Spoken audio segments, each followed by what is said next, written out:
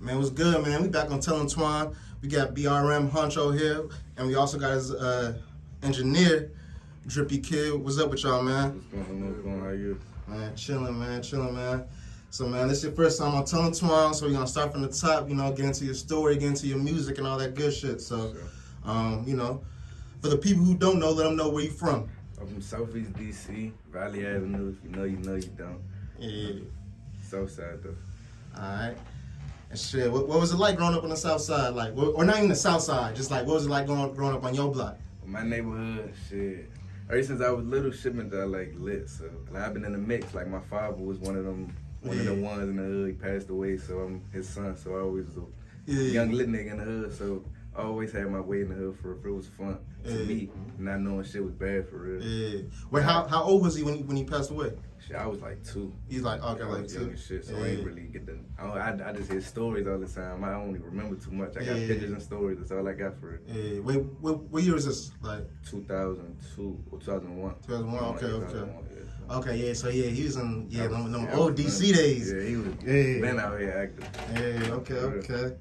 All right. So you know what kind of stories that people kind of tell you about him? You know, growing up. Man, I done heard it all from robberies, the killings, and all. So he was crazy. They said he was tripping. Like he was one of them cool niggas who you just can't fuck with. Like don't be on his bad side. And they said like everybody be like I favor him. Like I be chilling a lot, but they know like don't even make me mad. And shit go left real quick. For sure. So like growing up, did you feel like you had to kind of live up to his legacy and shit?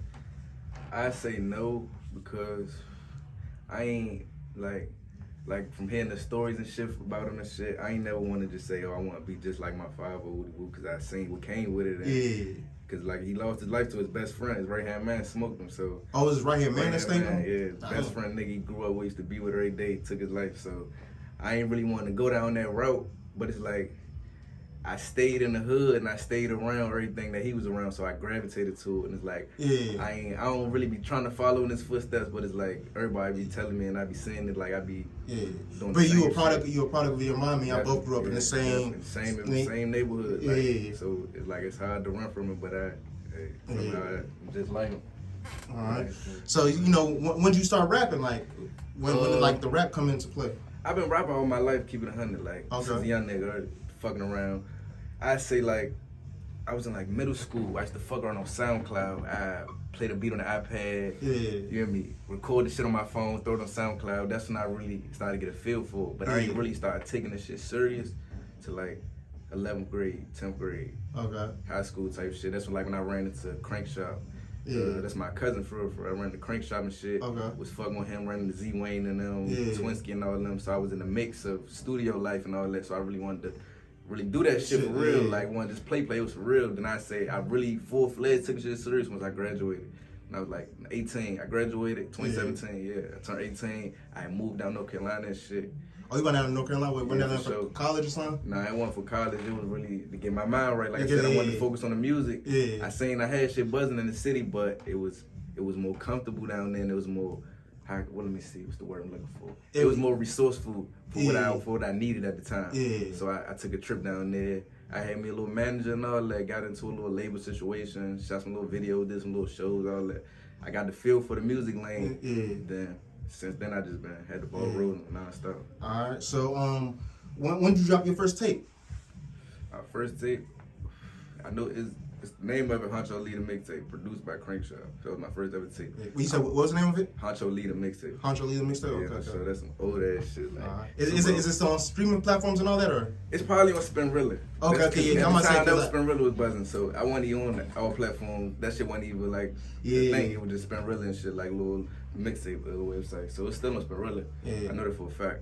But that was my first mixtape. That was about 2016. If I'm not mistaken, 2016, 2017. All right. And then you said when you went down to North Carolina, you got into a label situation. Yeah. What label was that?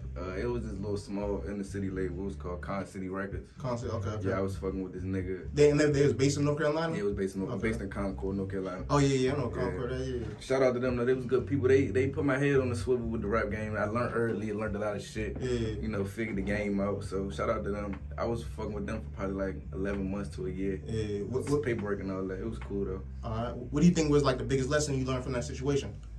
The biggest lesson I learned, I say, don't depend on nobody. Okay. I learned that because like a person that give you this, they give you they give you the talk and give you the judge like, yeah, I'm gonna do this, I'm gonna do that. But at the end of the day, you always gotta know like, man, you gotta put in that work. You gotta make sure you straight first before a motherfucker get you straight. Cause I was dependent on them at a point because I was young and I was just like, you know what I'm saying, just getting serious with the music. So like, it was a lot of shit I was doing and a lot of shit that I was trying to do that I didn't get to do because I was dependent on motherfuckers and thinking that shit was supposed to go this way and it's not. So that really put me on point and helped me out and make me understand like, okay, I gotta go this way with the music. Alright, for sure.